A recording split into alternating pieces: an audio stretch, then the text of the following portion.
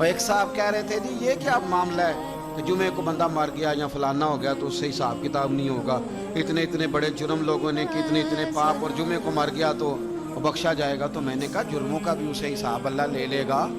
لیکن میاں حساب کتاب کی ڈیوٹی نہ اللہ کی ہے تو بہتر یہ ہے کہ اسی کے ہاتھ میں رہے، تو نہ اپنے ہاتھ میں لینے کی کوشش کر۔ سنیں سنن ترمذی کی حدیث، ہمیں پتہ نہیں کیا مصیبت ہے، ہمیں پتہ نہیں کیا مسئلہ ہے۔ ایک جنازے سے میں نکلا، آپ یقین کریں کبھی کبھی کلیجہ پھٹ جاتا ہے۔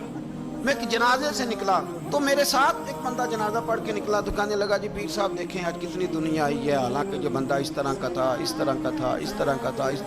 میں نے اسے کہا یار تجھے تو فکر ہی لگ گئی ہے کہ جنت میں چلا ہی نہ جائے، تو اس طرح کرنا جنت کے دروازے کے سامنے کھڑے ہو جانا ڈنڈا لے کے کہ میں نے نہیں جانے دینا۔ شرم آنی چاہیے ہمیں۔ اللہ فرماتے ہیں جنت اتنی چوڑی ہے جتنے زمین و آسمان ہے، اس کی چوڑائی زمین اور آسمان کے برابر ہے، تو ہم تو اپنے علاوہ کسی کو جانے نہیں دینا چاہتے جنت میں۔ اور بس کریں، جنت خدا کا فضل ہے،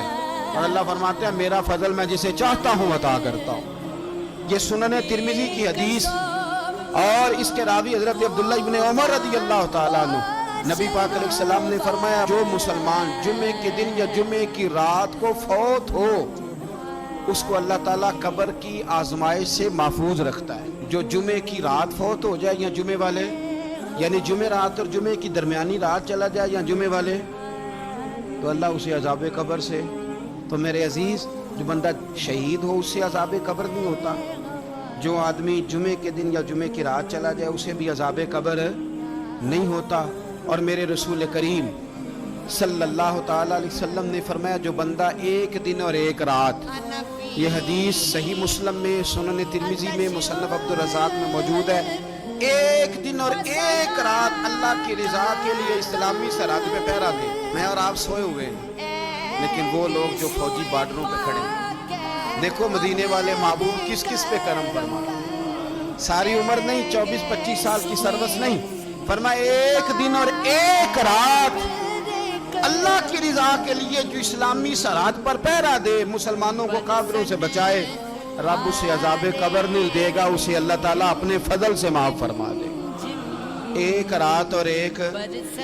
آپ کیا سمجھتے ہیں کہ ان فوجیوں کی کوئی چھوٹی شان ہے؟ ان کا کوئی چھوٹا مرتبہ ہے؟ ایک دن اور ایک رات اگر یہ پہرا دیں تو اللہ انہیں اتنا انعام عطا کرتا ہے۔ اسی طرح سن لو، یہ ذرا غور سے سننا، ابن ماجہ کی حدیث، اور اس کے علاوہ مسند ابو یعلا میں موجود حدیث کے راوی حضرت ابو ہریرہ رضی اللہ تعالی عنہ، حضور صلی اللہ تعالی علیہ وسلم نے فرمایا جو شخص بیماری سے فوت ہوا، قربان جاؤں میرے محبوب نے بیماری کا نام ہی نہیں فرمایا، کوئی بھی بیماری ہو، فرمایا جو آدمی بیماری سے فوت ہوا اللہ اسے شہادت کی موت عطا فرمائے گا، اور وہ عذاب قبر سے اور قبر کے امتحان سے بھی محفوظ رہے گا، اور حضور فرماتے ہیں اس کو صبح اور شام جنت کے باغوں میں سے رزق دیا جائے گا۔ جو کسی بھی بیماری سے مرا، یہ لوگ بیماری سے مر رہے ہیں تو لوگوں نے اچھوت سمجھ رہے ہیں، اچھوت، یہ اچھوت نہیں ہے، اس لیے کہ لوارث نہیں، یہ خدا رسول کے ماننے والے ہیں،